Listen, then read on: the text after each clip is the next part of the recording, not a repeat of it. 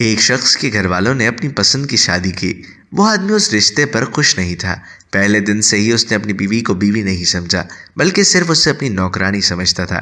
کبھی اس نے اپنی بیوی سے ہنسی مذاق نہیں کیا، بس ہر وقت وہ اسے صرف روب کے ساتھ کام بتا دیتا، اور بیوی بھی ایسی صابر تھی کہ حکم سنتے ہی اس کام میں لگ جاتی، اور صبر کر کے اپنی خدمت کے کاموں میں لگے رہنا اس کا شیوا تھا۔ بیوی کا ظالم خاوند تھوڑی سی غلطی اور کوتاہی پر اسے بہت مارتا اور پیٹتا تھا۔ بیوی کو بالکل یہ حق حاصل نہیں تھا کہ وہ کبھی کوئی بات اس سے پوچھ سکے۔ آخر کار شوہر نے سوچا کہ کیوں نہ اس سے ہمیشہ کے لیے جان چھڑائی جائے۔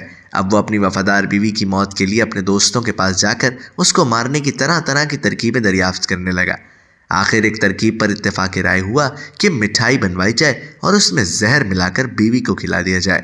اس طرح اس کا کام تمام ہو جائے گا۔ خاوند بیوی کے پاس وہ زہر آلود مٹھائی لایا اور بڑی محبت سے کہنے لگا، اسے کھا لو۔ بیوی اس کی زندگی میں پہلی دفعہ اتنی محبت دیکھ کر بہت خوش اور حیرت زدہ ہوئی، اور اسے یہ بھی یقین ہو گیا تھا کہ اس مٹھائی میں زہر ہے۔ خاوند نے کہا، اسے کھا لو۔ بیوی نے 3 دفعہ پوچھا، کھا لوں؟ اس ظالم نے بھی تینوں دفعہ یہی کہا کہ کھا لو۔ اس بے مثال اطاعت شعار بیوی نے اس زہر آلود مٹھائی کو خاوند کا حکم سمجھ کر کھا لیا۔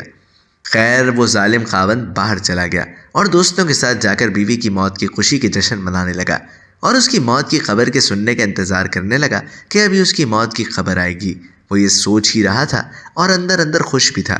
اتنے میں ایک آدمی بھاگتا ہوا آیا اور کہنے لگا کہ جلدی گھر چلو، تمہاری بیوی کی آخری سانسیں ہیں اور وہ بار بار تمہارا نام لے رہی ہے۔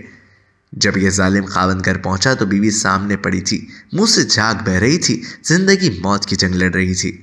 جب یہ قریب گیا تو بیوی، جس میں اٹھنے کی سکت نہیں تھی، اٹھی اور اس کے پاؤں میں پڑ کر گڑ گڑا کر کہنے لگی کہ مجھے معاف کر دینا کہ میں آپ کے قابل نہ بن سکی، قصور سارا میرا ہے، میں آپ کی خدمت بھی نہ کر سکی۔ اور اس کی طرف ٹکر ٹکر حسرت بھری نگاہوں سے دیکھنے لگی۔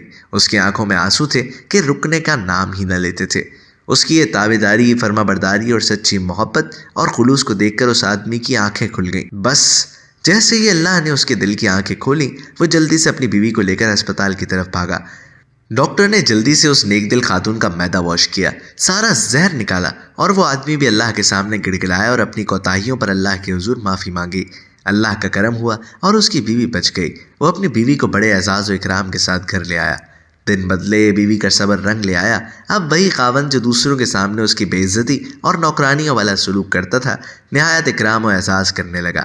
پہلے ان کے گھر جو بھی لوگ آتے تھے وہ ان کے سامنے بیوی کو نوکرانی کہتا تھا۔ اب وہی آ کر اسے پوچھتے ہیں کہ تیری نوکرانی کہاں ہے، تو وہ کہتا ہے، وہ سامنے میرے گھر کی ملکہ بیٹھی ہے، اب میری زندگی بہت پرسکون ہے۔